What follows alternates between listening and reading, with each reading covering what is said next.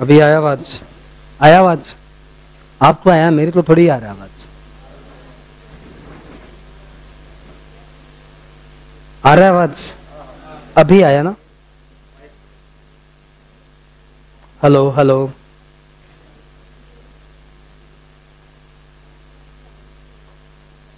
Hello. अब आया। चलो फाइन। अपने बात कर रहे एग्रो इनकम, नया चैप्टर, 2-2.5 घंटे का क्लास है, 2-2.5 घंटे का टॉपिक है। आज शुरू हो रहा है, नेक्स्ट क्लास में फिनिश हो जाए।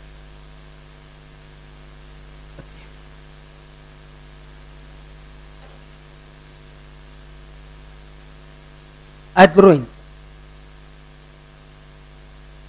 इनकम टैक्स का एक सेक्शन है, सेक्शन 10। वो सबका फेवरेट सेक्शन है, एवरीवन लाइक दैट। पूछो ऐसा उसमें क्या है? क्योंकि सेक्शन 10 में एग्जेम्प्टेड इनकम दी हुई है, यानी जो जो इनकम एग्जेम्प्टेड है, जिस पे टैक्स नहीं लगता, वो सब दिया हुआ है सेक्शन 10 में। और उस सेक्शन 10 के सबसे पहले में दिया हुआ है 10(1) में कि agro income is not taxable in India. Agro income is not taxable in India, यानी इंडिया में आईटी एक्ट पे एग्रीकल्चरल इनकम पे कोई टैक्स नहीं लगता। As per IT act there is no tax on agricultural income. अब बताओ what's the reason, क्यों नहीं लेते हम टैक्स? 80% किसान है और उन्हीं से टैक्स नहीं लेते। हाँ हाँ,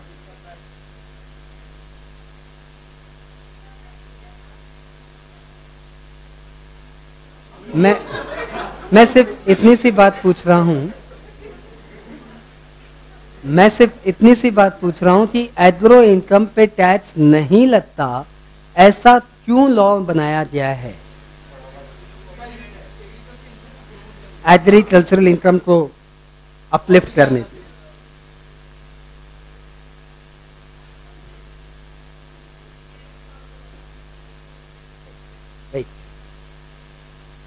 वास्तव में गवर्नमेंट को एग्रीकल्चरल इनकम के साथ कोई सेंटिमेंट नहीं है कि वो एग्रो इनकम पे टैक्स सेंटिमेंटली नहीं ले रहे हैं कि हमारे किसान भाइयों पे प्रेशर ना डालें। ऐसा कोई गवर्नमेंट का इंटेंशन नहीं। वास्तव में कोई भी टैक्स लेने के पहले आप ये सोचो कि क्या टैक्स लेने का आपका पावर है? Are you authorized to collect the tax? Central government सारे टैक्सेस लेती है क्या, या कुछ टैक्सेस स्टेट गवर्नमेंट भी लेती है? जैसे सेल्स टैक्स, ये कौन लेता है? State government. इनकम टैक्स कौन लेता है? ये बंटवारा किसने किया? ये बंटवारा किया हमारे कॉन्स्टिट्यूशन ऑफ इंडिया ने, हमारे कॉन्स्टिट्यूशन। और इस कॉन्स्टिट्यूशन में टैक्स पॉइंट ऑफ व्यू से 3 लिस्ट बनाई गई है। One is union list, another is state list and another is concurrent list। नाम सुना होगा इन तीनों का? फाइन। यूनियन लिस्ट मतलब वो आइटम जिसका लॉ बनाएगी सेंट्रल गवर्नमेंट, वो आइटम जिस पे टैक्स लेवी करेगी एंड कलेक्ट करेगी सेंट्रल गवर्नमेंट। स्टेट लिस्ट मतलब वो आइटम जिस पे टैक्स इंपोज करेगी और कलेक्ट करेगी state government. Concurrent list tax से रिलेटेड नहीं है।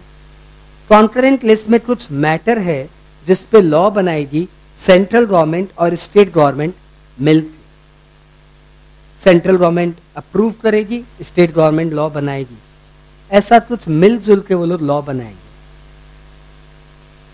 इनकम टैक्स एक्ट फॉल करता है entry number 82 of union list में। यानी इनकम पे टैक्स लेने का राइट किसके पास है? सेंट्रल गवर्नमेंट के पास। जहां 82 में लिखा हुआ है कि income tax falls under union list, वहीं पे लिखा हुआ है excluding agro income, excluding agro income.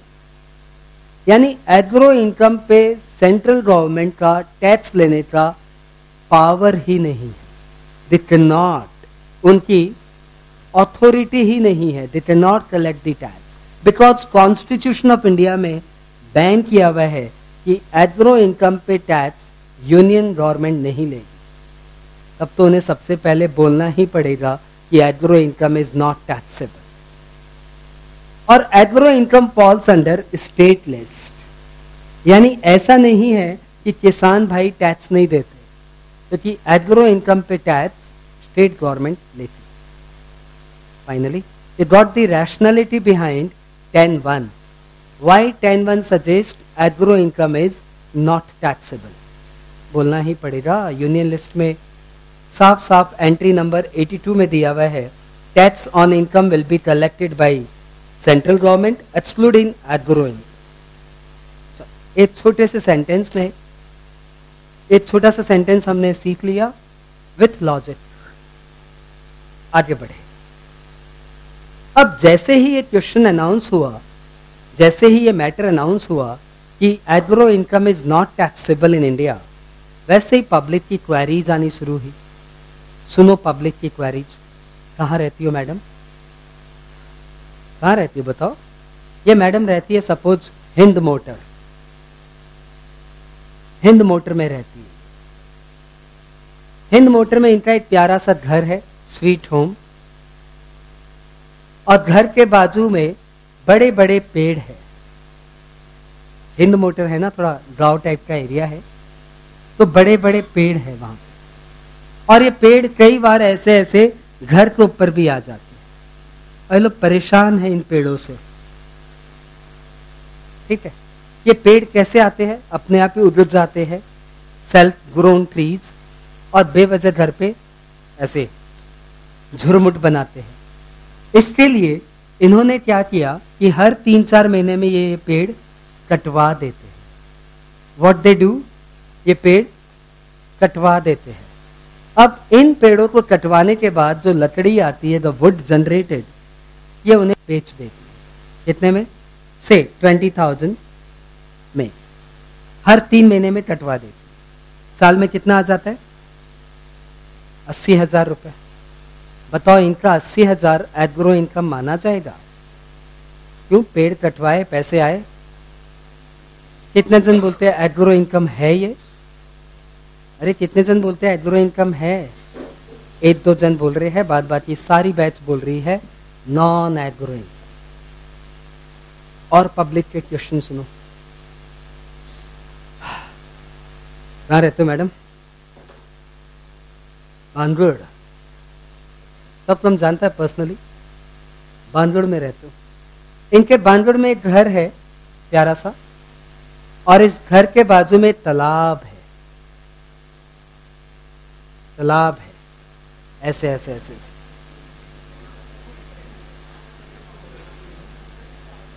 ये उस तालाब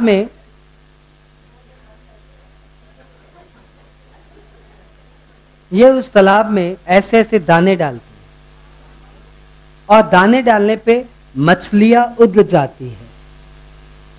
क्या उग जाती है? मछलियां उग जाती है। और ये उन मछलियों को निकाल निकाल के बेच देती है।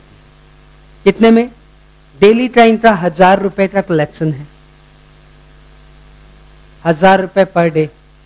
बताइए, जो बांदगुड़ में ऐसे मछलियां ले दाने फेंकती है और मछलियां उग जाती है, उन्हें बेच के ये 30,000 रुपए मंथली कमाती है। क्या ये एग्रो इनकम है? कितने जन बोलते यस है? तो बोलेगी एग्रो इनकम है। 4-5 जन बोल रहे हैं एग्रो इनकम है। सब्सटेंशियल बैच बोल रही है नॉन एग्रो इनकम। कहाँ रहता है?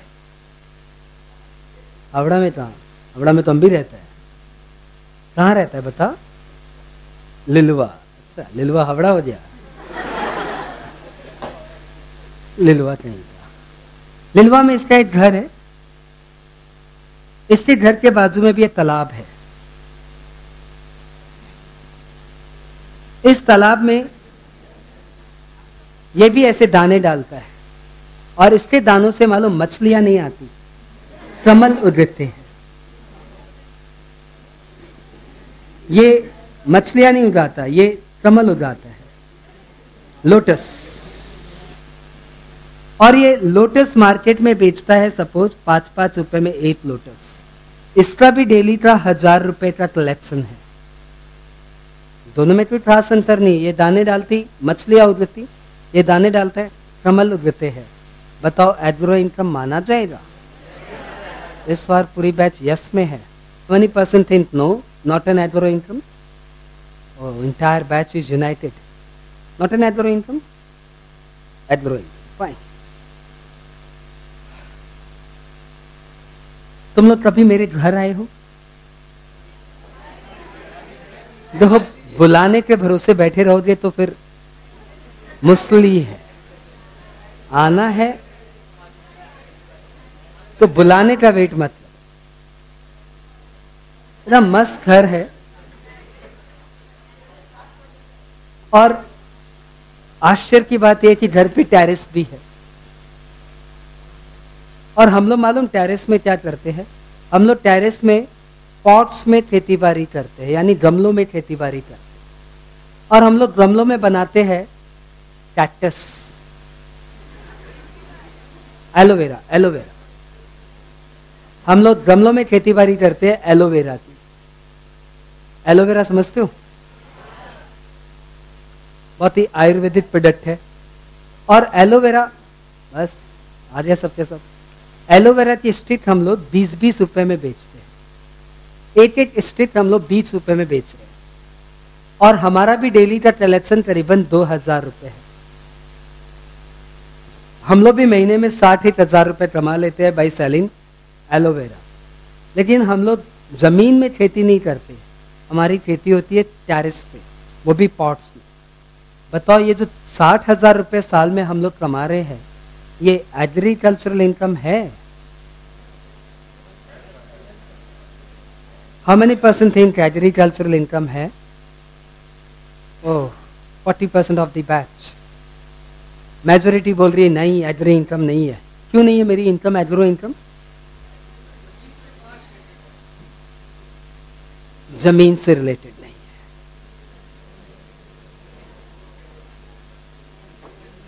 लास्ट एग्जाम, बस बस बस बस मैं आंसर दे दूंगा सबको। लास्ट एग्जाम्पल, टोपी वाले कहाँ रहते हो? Salt lake. टोपी वाला सॉल्ट लेक में रहता है। सॉल्ट लेक में इसका प्यारा सा घर है, स्वीट होम। और घर के बाजू में एक गार्डन है। और इस गार्डन में ये रोजेज की खेती करता है, गुलाब। इसके पास ब्लैक रोजेज का गार्डन है, ब्लैक रोजेज का गार्डन। जब किसी को ब्रेक ऑफ करना रहता है तो वो ब्लैक रोज देता है, ठीक? इसके लिए इसके रोजेस मार्केट में बहुत पॉपुलर है, बिकॉज ये एक एक ब्लैक रोज 25 रुपए में बेचता है और इसका डेली का 2500 का कलेक्शन है। खेती बाड़ी नहीं करता, इसे घर के आगे में इसका प्राइवेट गार्डन है। उस गार्डन में ब्लैक रोजेज की गार्डनिंग है और वहां पे ये ब्लैक रोजेज 75,000 रुपीज अर्न कर रहा है। Is this agro income? कितने जन सोचते हैं एग्रो इनकम?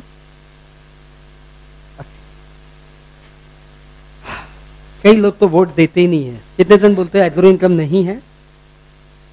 वो देखो, उसके पास कोई वोट नहीं है। पीछे में जो 2 जन है ना, उनके पास कोई वोट नहीं है। हमको क्या पता क्या है, हम तो कभी ब्लैक रोज देखा नहीं। यानी कुछ एक क्वेश्चंस ऐसे हैं जिसमें अभी हमारे आंसर्स में डिबेट है। We need a proper definition what is agro. हम लोग आ गए सेक्शन 2(1)A में।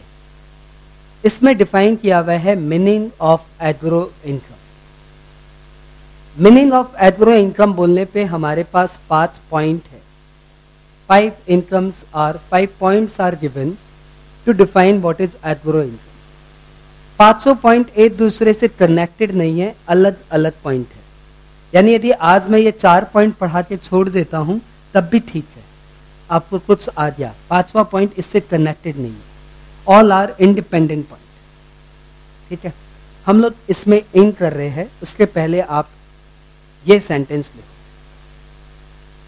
Agro income is exempted under section 10(1). Agro income is exempted under section 10(1).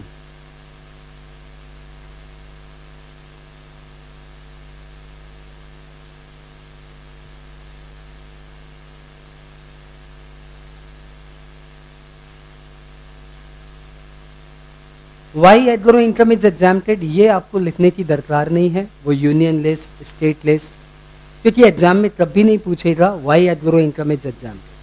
कुछ बातें सिर्फ हम लोग अपने नॉलेज के लिए लेते हैं, एग्जाम के लिए नहीं लेते। So we don't need to write this.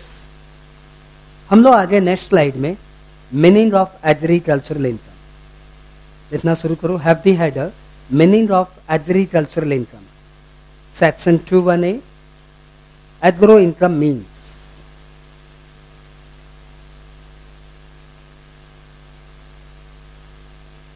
agricultural income means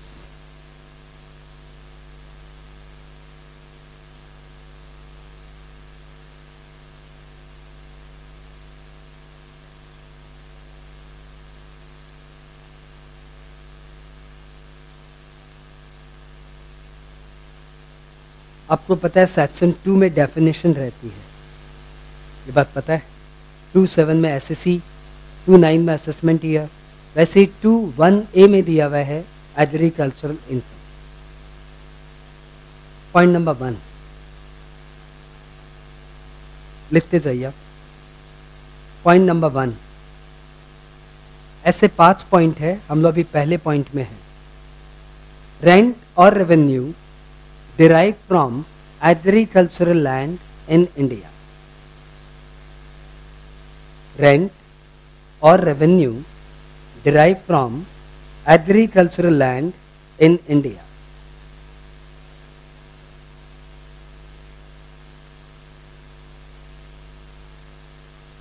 ठीक है,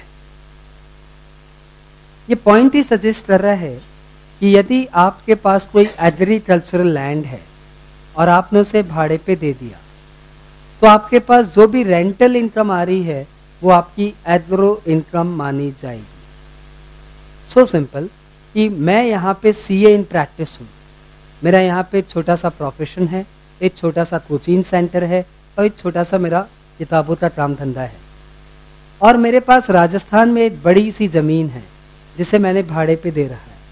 वहाँ से मुझे रेंट आता है सपोज 40,000 रुपये पर मंथ। वो ज़मीन मैंने किसे दे रही है? किसान को दे रही है, खेती बाड़ी के लिए। मेरे पास रेंट आ रहा है 40,000 रुपये। मुझे खेती बाड़ी कुछ नहीं आती, मुझे सिर्फ टैक्स आता है। लेकिन ये जो 40,000 रुपया मेरे हाथ में रेंट है, ये मेरा क्या माना जाएगा? Agro, because I got rent from agricultural land in India. Point clear? अब इस पॉइंट को प्यार से पढ़ो। टैक्स हमेशा प्यार से पढ़ने की चीज है, फास्ट नहीं पढ़ी जाती, धीरे पढ़ी जाती। रेंट मतलब क्या? रेंट कैश में होना चाहिए कि रेंट काइंड में भी चलेगा? इन द सेंस, सपोज मैंने अपनी जमीन भाड़े पे दी है ऑन अ कॉन्ट्रैक्ट कि आप मुझे 20,000 रुपये पर मंथ रेंट दीजिए, तो ये हुआ रेंट इन कैश। या फिर मैंने बोला कि मुझे एक लॉरी भर के गन्ना भिजवाइए, एक लॉरी भर के चावल भिजवाइए, सॉर्ट ऑफ। तो ये जो मुझे रेंट मिल रहा है कैसे? काइंड में। क्या ये भी रेंट माना जाएगा? Answer is just, both are rent. Rent may be in cash, may be in kind. लिखवा देगा। हाँ, रेवेन्यू। यहां पे रेवेन्यू मतलब क्या? रेवेन्यू मतलब क्या? रेवेन्यू मतलब रेंट से मिलता जुलता, क्योंकि हर चीज का टेनेंसी एग्रीमेंट हो जरूरी नहीं है।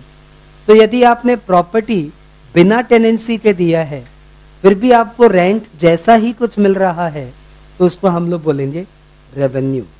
हम उलझना नहीं चाहते, रेंट हो या रेंट जैसा हो, वो एग्रो इनकम माना जाए, इधर रेंट और revenue. So what is the interpretation of revenue? Revenue मतलब रेंट जैसा. Derive from agricultural land. What do you mean by agricultural land? I give you two options, आप एक ऑप्शन सेलेक्ट करिए. Agricultural land means वो जमीन जिसमें खेती बाड़ी हो सकती है, या फिर एग्रीकल्चरल लैंड मतलब वो जमीन जिसमें खेती बाड़ी हो रही है, या दोनों. Actually being conducted. I site you another example. ये मेरी एक यूपी में जमीन है, ठीक है, देख लो. ये मेरी एक यूपी में जमीन है. वो जमीन मैंने, नाम क्या भाई? आकाश. मैंने आकाश को भाड़े पे दे कि तू जमीन में जो करना है कर, मुझे 50,000 रुपया रेंट दे दे. भले तू उसमें चावल उड़ा, गेहूं उड़ा, बाजरा उड़ा, मुझे क्या है, मुझे 50,000 रुपया पर मंथ रेंट दे दे. ये पूछा भैया जमीन कैसी है? बोला जमीन एकदम मस्त है, हम उसमें 4 साल खेती बाड़ी किया है, बहुत ही अच्छी जमीन है. उसके आजू बाजू वाली जमीन में भी जबरदस्त खेती बाड़ी होती है. मेरी जमीन भी बहुत फर्टाइल है.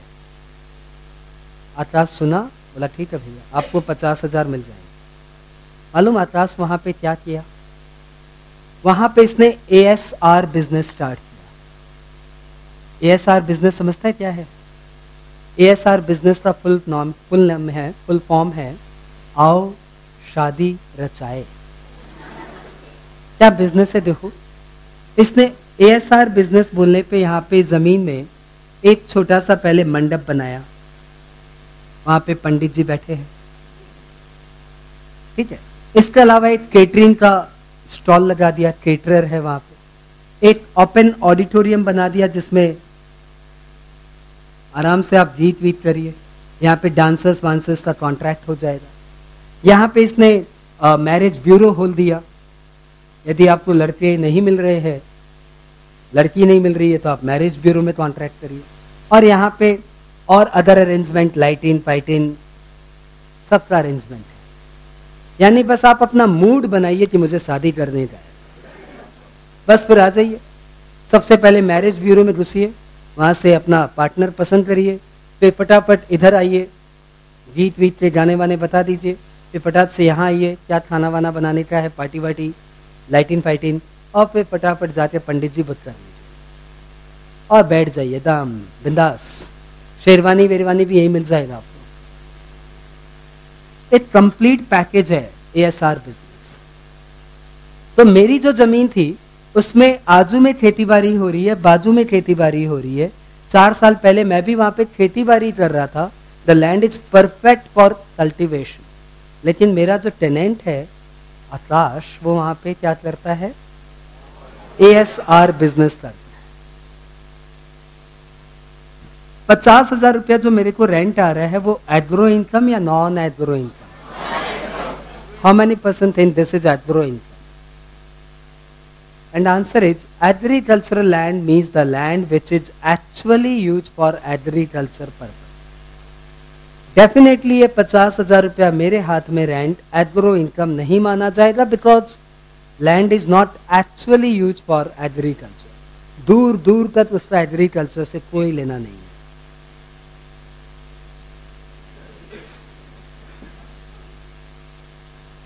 यहां तक क्लियर? यदि ये पॉइंट क्लियर है तो नए पॉइंट का आंसर दीजिए. एक एग्जाम्पल और लेते हैं. ये है मेरी जमीन. मेरी जमीन नहीं, तुम्हारी जमीन. नाम क्या है? Ranjit.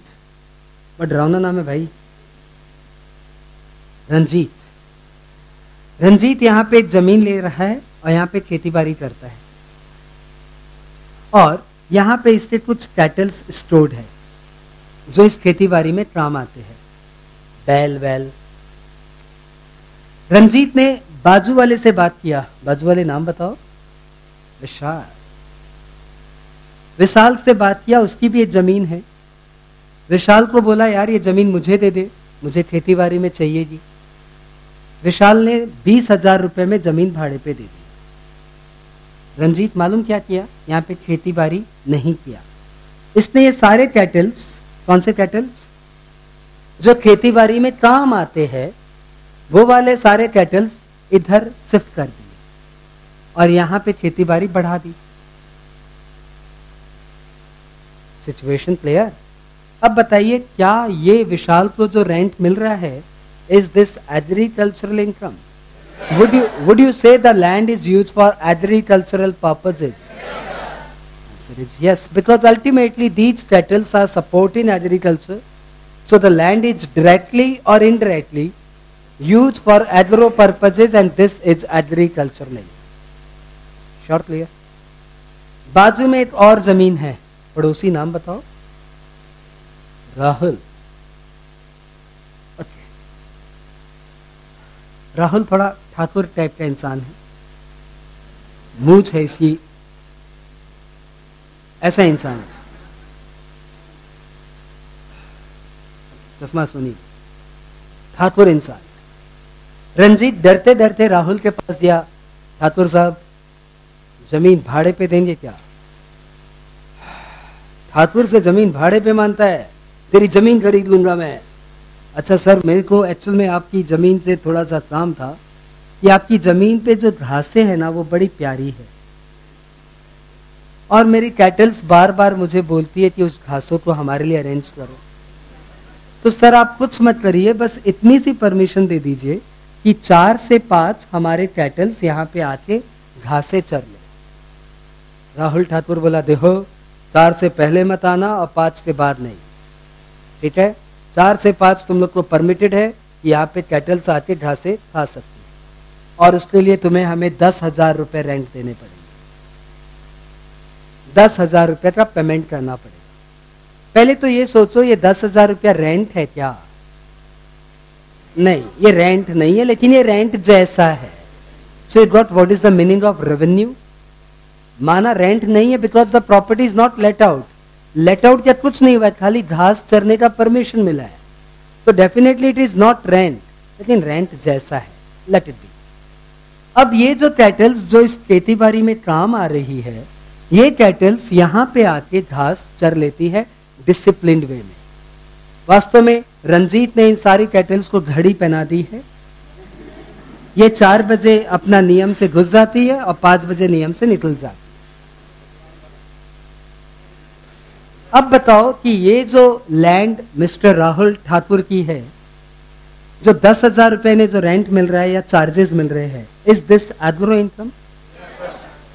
Answer is even this is agro income, because ultimately directly or indirectly the land is supporting agriculture, and this is agro. So what is agricultural land? Agricultural land which is directly or indirectly used for agriculture purpose. सब clear हो गया तुम्हें?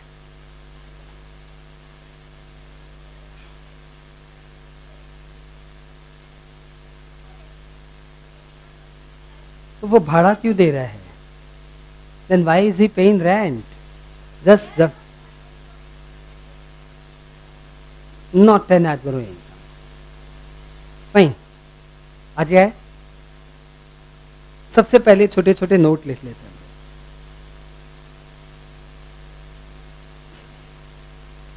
Stress. Rent may be in cash or in kind.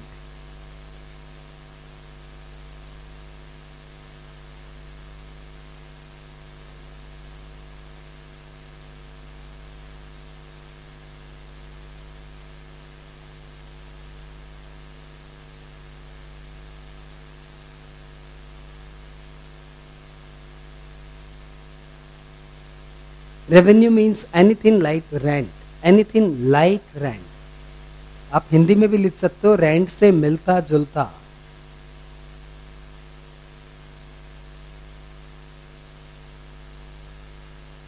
Notes बनाते समय Hindi, English, Bengali, Marwari, mother tongue सबको use करो,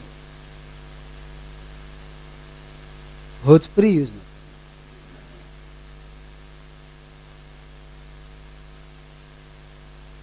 land must be situated in India. ये मैं स्ट्रेसफुल्ली बोल रहा हूं कि इंडिया में जमीन होनी चाहिए। यदि मेरे पास एक नेपाल में जमीन है जिसे मैंने भाड़े पे दिया है, तो rent is not agro income, because agro income will be there only when the land is located in India. देख लिया ये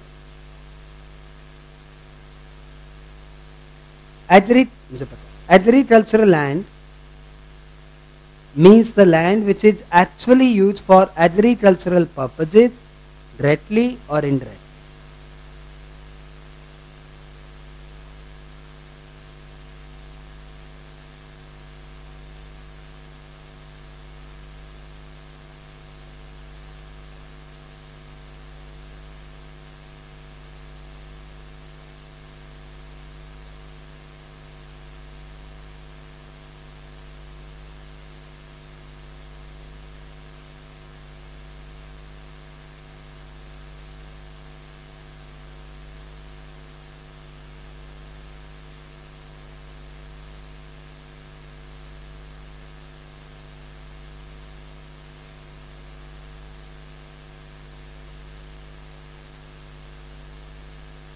वाह, एक छोटा सा एग्जाम्पल मेरे पास और है।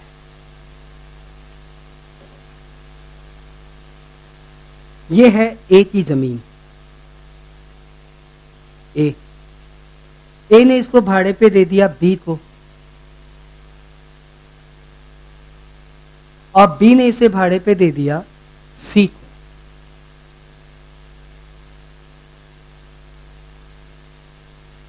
और सी इसमें कर रहा है खेती बाड़ी।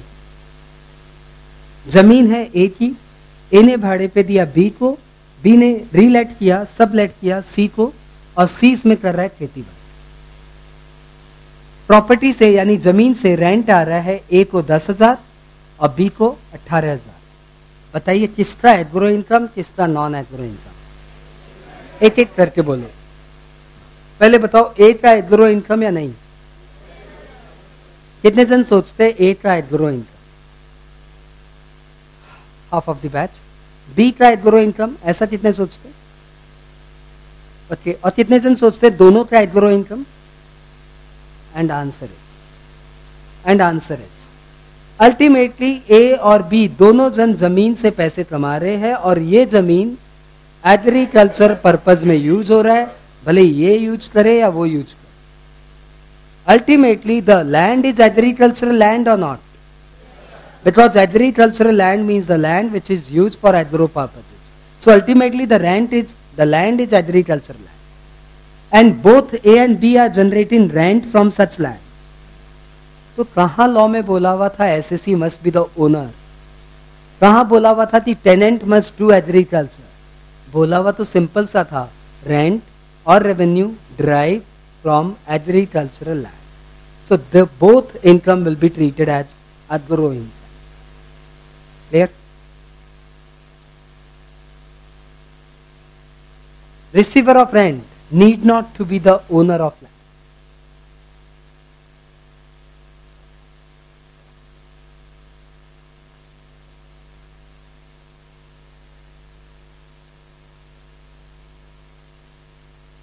Receiver of rent need not to be the owner of land.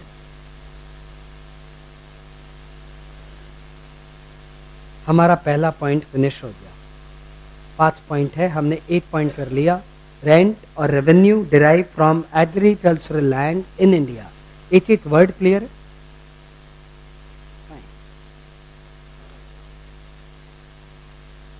Point number 2 देखते क्या है। Point number 2, any income from agricultural activity in India. Please लिख लो आप। Any income from agricultural activity in India.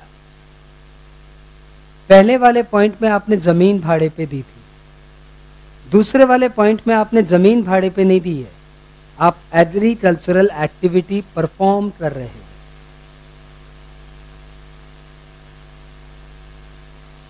पहले वाले पॉइंट में land was the main factor, second वाले point में activity is the main factor.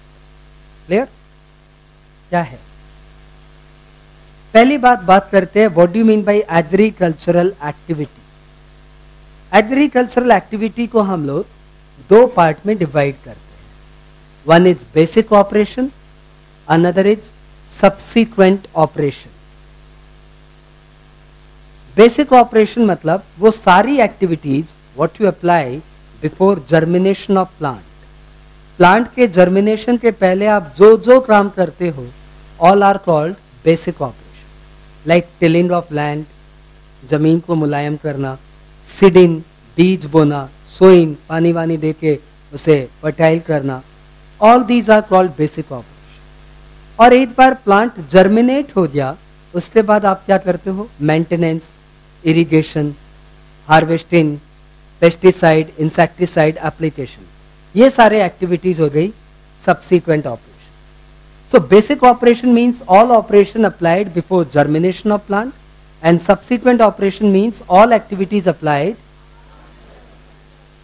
यदि आप बेसिक ऑपरेशन करते हो, सब्सिक्वेंट ऑपरेशन भी करते हो, तब तो आप एग्रीकल्चर करते ही हो. यदि आप बेसिक ऑपरेशन करते हो, सब्सिक्वेंट ऑपरेशन नहीं करते हो, तो तब भी आप एग्रीकल्चर करते हो. यदि आप बेसिक ऑपरेशन नहीं करते, सिर्फ सब्सिक्वेंट ऑपरेशन करते हो, तो आप एग्रीकल्चर नहीं करते हो. और यदि आप दोनों ही नहीं करते तो आप कुछ नहीं करते. सो इस छोटे से चार्ट का कंक्लूजन ये है कि एग्रीकल्चरल एक्टिविटी तभी माना जाएगा when you are doing basic operation. Subsequent करो तो भला, नहीं करो तो भी भला. और अच्छे से समझाता हूं, और अच्छे से समझाता हूं. समझाण दे भाई, समझाण दे, बीच में ना भाई.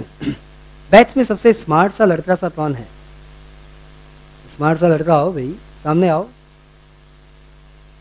क्या बात, स्मार्ट लड़के नहीं है बैच में? लड़का पूछ रहा है, लड़का. स्मार्ट सा लड़का बताओ भाई. सबके सब इल कॉन्फिडेंट. मेरे क्या इसको बना देता? नहीं राहुल, तो रहने दे यार. नाम बताओ. पाकिस्तानी पुरुष. ट्राई करने दे.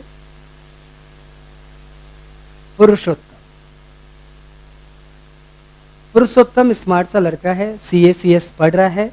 अगला CA भी कर लिया, CS भी कर लिया, CWA भी कर लिया, MBA भी कर लिया, इंटरनेशनल CFA भी कर लिया, और भी बहुत सारी डिग्री ले लिया. 23 साल में इसकी सारी पढ़ाई है.